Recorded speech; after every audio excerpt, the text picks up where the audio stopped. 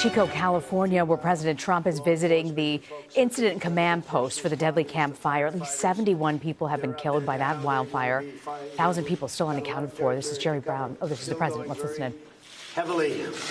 There's a big area of very intense flame right now that's next to a very explosive area, wouldn't you say? I mean, it's a very big problem out there going, and they're fighting like hell. We've never seen anything like this in California. We've never seen anything like this, Jerry. It's like total devastation. But again, I want to thank everybody, and Brock is going to give you a little presentation as to where we're going, what we're doing, and how we're doing it.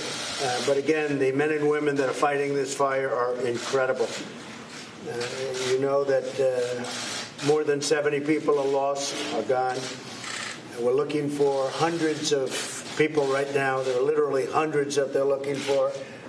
And hopefully that's going to be a good conclusion instead of a bad conclusion. Maybe they left and maybe they're with their loved ones somewhere else, so we just don't know about it. But they're looking for hundreds of people. And we'll know the answer to that over the next 48 hours, I think, for the most part. Brock, perhaps you could give a little bit of a presentation as to how we're going to stop the rest of this monster. Yes, sir. So, Mr. President, as we've discussed, this is probably the worst disaster that I've seen in my career. And it's going to take a partnership at all levels of government, not only helping the governor achieve his response and recovery goals, but also it's the time for neighbor helping neighbor. That's what's most important. FEMA is on the ground. I've been here since Tuesday, making sure that we have full situational awareness on how to help the state achieve what needs to be done when it comes to the firefighting, but also the taking care of people part, the mass care issue. So we have set up disaster recovery centers where we're also asking people to call 1-800-621-FEMA or go to disasterassistance.gov to register. To this point, as of this morning, I think we've had over 12,000 people already registered into our assistance system, and we've handed out close to $3 million directly to those who have qualified for assistance.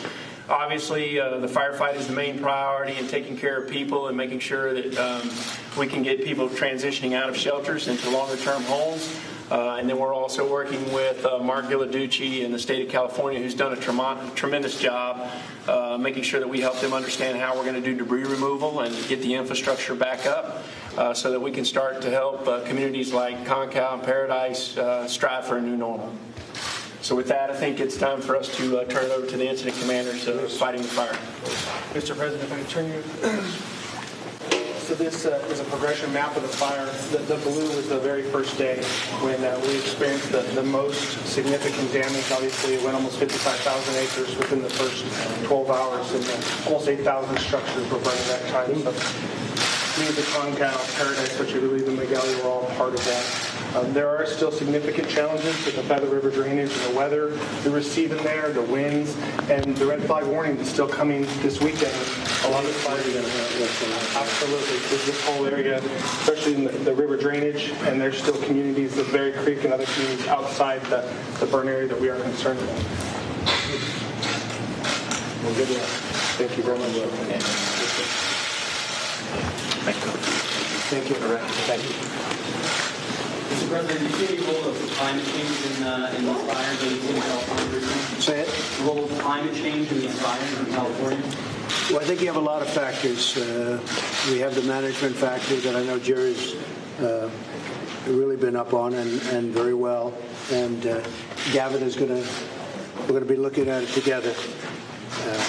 And right now that seems to be a very big problem. And we're going to get that problem solved. In the Farm Bill, we're putting quite a bit of money, about $500 million in the Farm Bill for management and maintenance of the forests beyond this area, but really management, $500 million. That'll be in the Farm Bill. We just put it in. The Farm Bill's moving along pretty rapidly for our great farmers. But we have a new category, and that's management and maintenance of the forests. It's very important. I want to thank you folks over there, right there, law enforcement. Great job.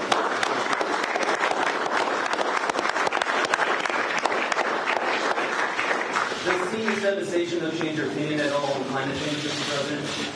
No.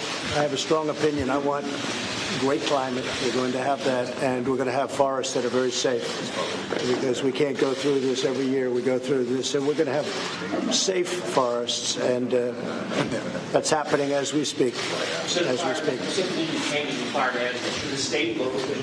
No, we're going to work together with the federal government. No, state, local, and federal government. Federal government's going to work with the state and local, and we're going to help them with funding.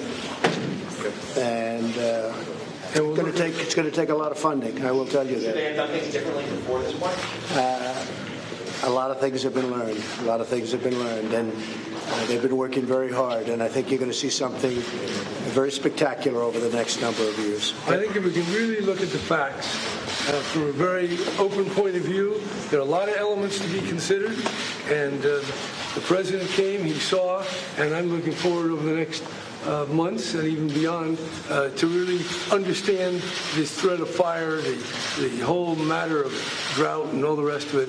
And it's not one thing, it's a lot of things. And I think if we just open our minds and look at things, we'll get more stuff done. Okay. Thank you very much. Thank you.